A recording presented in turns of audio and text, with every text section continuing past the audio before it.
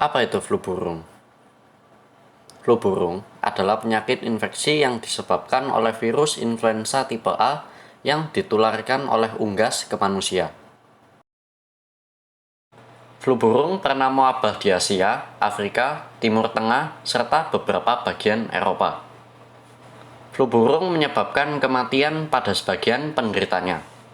Menurut data Badan Kesehatan Dunia atau World Health Organization (WHO), virus flu burung telah menjangkiti 863 orang di seluruh dunia dan menyebabkan kematian pada 456 orang dari tahun 2003 hingga tahun 2021.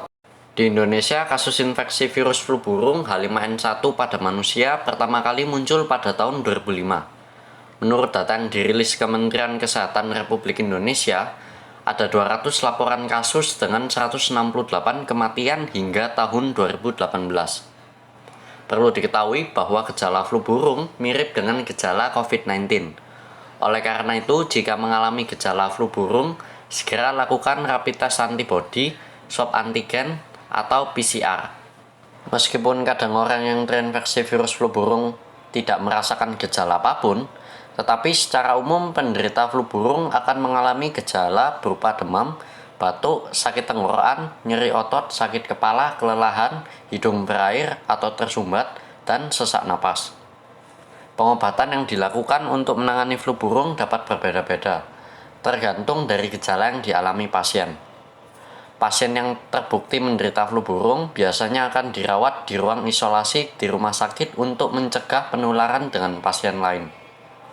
Obat-obatan antivirus seperti oseltamivir dan zanamivir merupakan obat utama yang digunakan untuk mengatasi flu burung. Obat antivirus dapat meredakan gejala, mencegah terjadinya komplikasi seperti pneumonia, sepsis, kegagalan multi-organ, serta meningkatkan peluang pasien untuk sembuh. Virus flu burung dapat menginfeksi manusia jika terjadi kontak langsung dengan unggas yang terinfeksi virus ini. Beberapa kondisi yang dapat meningkatkan risiko terinfeksi virus flu burung adalah dengan menyentuh unggas yang terinfeksi, baik yang masih hidup atau sudah mati, menyentuh kotoran, air liur, dan lendir dari unggas yang terinfeksi, mengonsumsi daging atau telur unggas yang terinfeksi yang mentah dan tidak matang. Maka dari itu, orang yang bekerja sebagai peternak unggas memiliki kemungkinan lebih besar terpapar virus flu burung.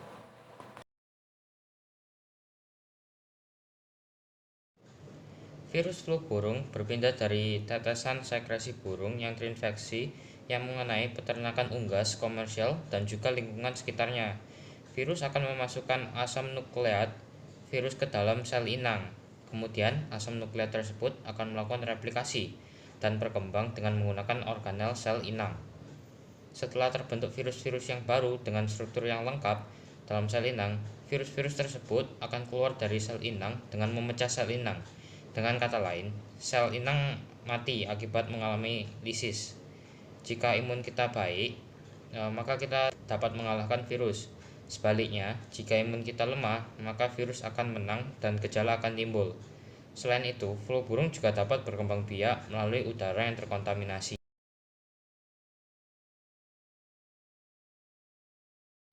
Agar kita tidak terkena flu burung, kita bisa melakukan pencegahan seperti jangan berdekatan dengan orang yang terinfeksi.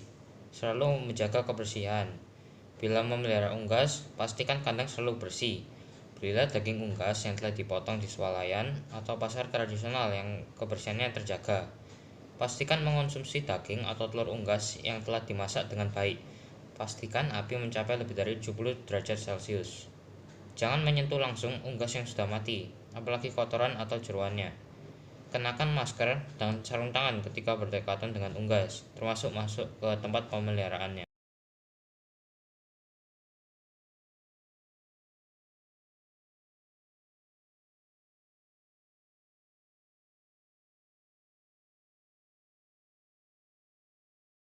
Struktur virus flu burung. Umumnya, virus influenza pada manusia atau unggas merupakan kelompok famili Octomyxoviridae yang berinteraksi dengan mucin.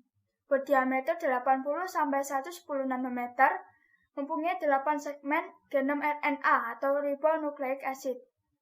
mempunyai envelope atau pembungkus, merupakan partikel pleomorfik berukuran sedang yang terdiri atas 2 lapis lemak dan terletak di atas matriks M1 yang mengelilingi genom.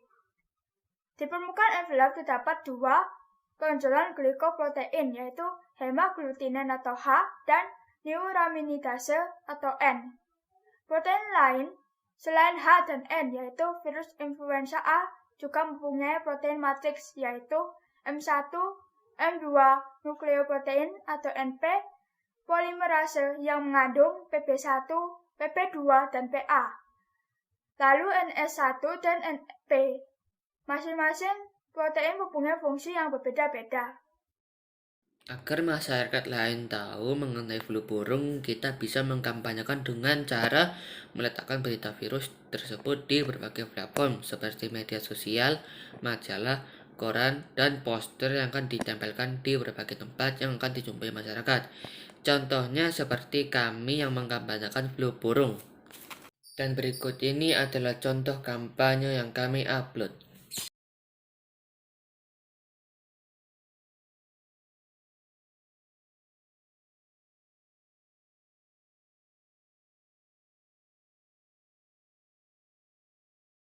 Kehidupan sosial di masa pandemi. Flu burung dan COVID-19 memiliki beberapa persamaan. Kedua penyakit ini termasuk penyakit yang sangat mudah menular. Penularan dapat terjadi melalui paparan air liur atau droplets. Tidak hanya itu, gejala yang muncul akibat flu dan COVID-19 pun hampir sama. COVID-19 maupun flu burung merupakan penyakit yang menyerang sistem pernapasan, sehingga kedua penyakit ini dapat menyebabkan komplikasi yang hampir serupa. Virus tersebut tentunya berdampak besar bagi kehidupan sosial.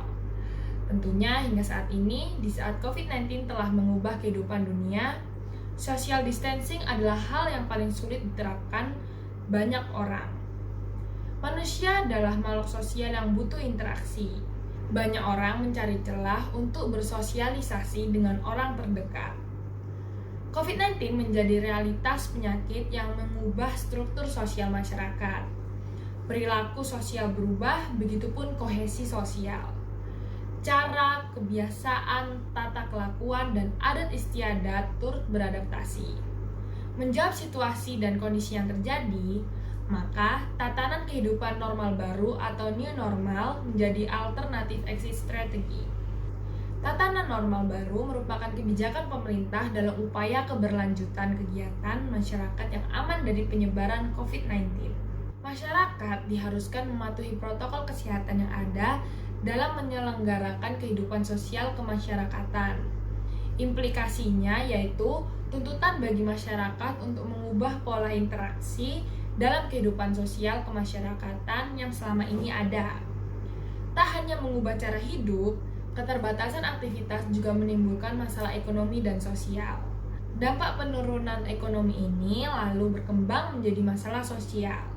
Masalah sosial tersebut antara lain meningkatnya kekerasan dalam rumah tangga, masalah kriminalitas yang merebak masyarakat, juga mengalami disfungsi sosial serta disorganisasi karena pembatasan aktivitas di luar rumah. Masalah sosial ini sulit untuk dihindari, sehingga berbagai upaya pencegahan perlu dilakukan oleh pemerintah. Penanganannya pun harus cepat dilakukan agar masalah sosial ini tidak meluas di kalangan masyarakat. Di masa pandemi terdapat nilai-nilai sosial yang dibutuhkan, yaitu nilai kemanusiaan yang adil dan beradab. Dengan nilai tersebut, masyarakat Indonesia dapat mengaplikasikannya melalui kegiatan saling tolong-menolong antar sesama. Dan juga nilai keadilan sosial bagi seluruh rakyat Indonesia yang hendaknya terus dipegang. Mengerti perasaan sesama yang terkena PHK, yang tidak bisa bekerja, mereka yang harus ditolong, mereka yang sakit, tenaga medis yang sedang bekerja, tentu membutuhkan nilai kemanusiaan yang adil dan beradab. Praktis, hal itu perlu toleransi, baik dari pemerintah, TNI, Polri, DPRD, dan pihak lainnya. Mereka sudah kompak untuk menjaga antar sesama di tengah pandemi seperti ini. Maka, agar terciptanya situasi lingkungan yang aman dan tentram, dimohon tidak ada pihak yang membuat rusuh di tengah suasana seperti ini, apalagi membawa nilai yang tidak sesuai dengan Pancasila. Tentunya dalam situasi seperti ini, kita pasti membutuhkan banyak vitamin agar dapat meningkatkan imunitas tubuh kita terhadap virus. Kita dapat mendapatkan vitamin tersebut dari berbagai macam makanan seperti buah. Kira-kira berapakah kandungan vitamin yang dimiliki buah-buah tertentu? Berikut penjelasannya. Ali, Budi, dan Charles pergi ke supermarket untuk belanja kebutuhan mereka akan peningkatan imunitas tubuh mereka masing-masing terhadap virus. Ali membeli dan memakan 5 buah jeruk, sebuah apel, dan sebuah pepaya. Sehingga Ali mendapatkan 30 mg vitamin. Budi membeli dan memakan 2 buah jeruk, 2 buah apel, dan sebuah pepaya. Sehingga Budi mendapatkan 20 mg vitamin. Sedangkan Charles membeli dan memakan 2 buah jeruk dan sebuah apel. Sehingga Charles mendapatkan 10 mg vitamin. Jadi, berapa banyak asupan vitamin yang akan mereka dapatkan dari masing-masing buah? Mari kita jawab. Jeruk sebagai X, apel sebagai Y, dan pepaya sebagai Z. Lalu kita buat persamaannya. Yang pertama, milik Ali yaitu 5X ditambah Y ditambah Z sama dengan 30. Persamaan kedua milik Budi yaitu 2X ditambah 2Y ditambah Z sama dengan 20. Dan milik Charles yaitu persamaan ketiga 2X ditambah Y sama dengan 10. Lalu kita eliminasi persamaan 1 dan persamaan 2. Kita akan memilih Z untuk dihilangkan sehingga untuk menghilangkannya dengan cara dikurangi. Maka 5X ditambah Y ditambah Z sama dengan 30 dikurangi 2X ditambah 2Y ditambah Z sama dengan 20, yaitu 3X dikurangi Y sama dengan 10, dan menjadi persamaan 4. Langkah berikutnya kita eliminasi persamaan 3 dan persamaan 4. Di langkah ini kita akan menghilangkan Y dengan cara ditambah. Sehingga 2X ditambah Y sama dengan 10, ditambah 3X dikurangi Y sama dengan 10, menjadi 5X sama dengan 20, dan X menjadi 4 mg vitamin C. Setelah kita mengetahui X dan Y-nya, kita substitusikan ke persamaan 2. Sehingga X kita isi dengan 4, Y dengan 2, menjadi 2 kali 4, 8 ditambah 2 kali 2, 4 ditambah Z sama dengan 20. 8 tambah 4 sama dengan 12, 12 ditambah Z sama dengan 20. Dan Z sama dengan 8 mg vitamin B. Sehingga kita mendapat kesimpulan dengan tabel ini, yaitu Ali memiliki 20 mg vitamin C dari jeruk, 2 mg vitamin A dari apel, dan 8 mg vitamin B dari pepaya.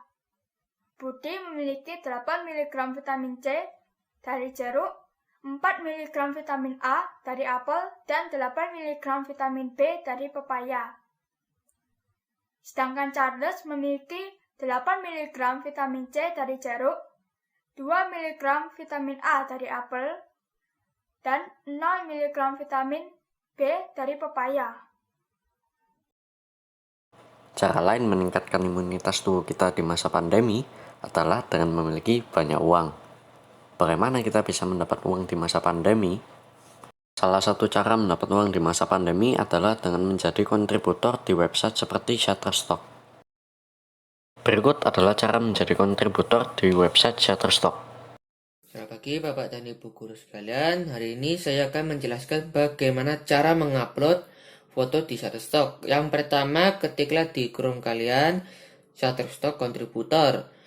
Setelah itu, pencetlah Shutterstock yang ini. Klik upload content, select multiple file, dan carilah foto bebas yang ini aja.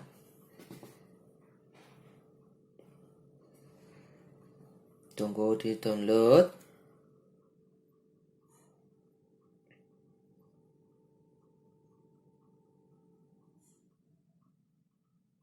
Setelah selesai di-download, pencetlah next. Dan untuk mengupload foto tersebut minimal 4 megapiksel atau dan juga foto tersebut harus dalam bentuk JPG atau IPS. Dan caranya kalian tinggal ke Google. Ini untuk cara membuat foto menjadi 4 megapiksel atau lebih. Pergilah ke pixel.mp4, resize image in megapixel. Pilihlah file, setelah pilih file, size in megapixel ubahlah jadi ya minimal 4, anggap aja 5. Setelah itu kualitinya bebas, maksimalkan aja. Setelah itu pencetlah OK. Nanti ada gambaran download image, pencet tersebut. Jika sudah di-download, nanti akan muncul di album. Jadi kalian tinggal upload di sini seperti itu. Habis gitu dilihat dikirim, nanti akan Anda mengisi formulir untuk foto tersebut. Anggap aja ilustrasi. Image type ini ilustrasi. Kalau dalam foto kamera pakailah foto. Setelah itu kategori anggap aja arts.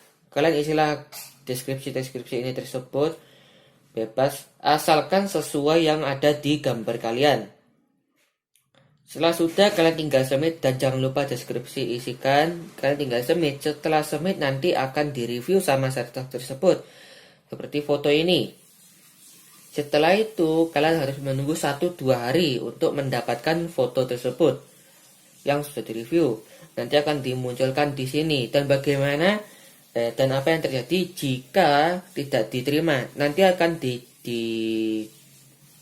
dikasih penjelasan kenapa di reject seperti ini. Kualitas tidak bagus. Ilustrasi yang saya kirim blur atau tidak jelas dilihat. Atau title yang harusnya deskripsi tidak mendeskripsikan apapun dengan gambar tersebut. Dan juga bisa dalam hal Anda tidak menggunakan bahasa Inggris. Dengan tidak menggunakan bahasa Inggris dan grammar yang Anda gunakan error atau menggunakan kata-kata yang sama berulang kali. Nah, ini ada beberapa dan kalau sudah berhasil nanti ada tanda centang dan approve.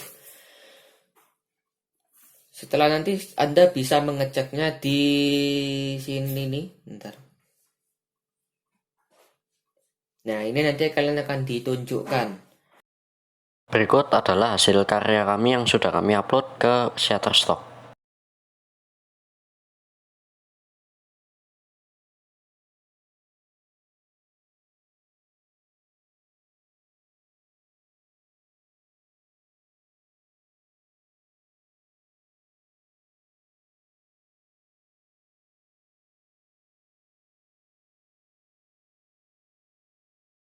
Nah, jadi kesimpulan yang dapat kita ambil dari tema 2 ini adalah kita jadi mengetahui bahwa virus sangat berdampak besar bagi kehidupan dunia, seperti di bidang kesehatan dan sosial.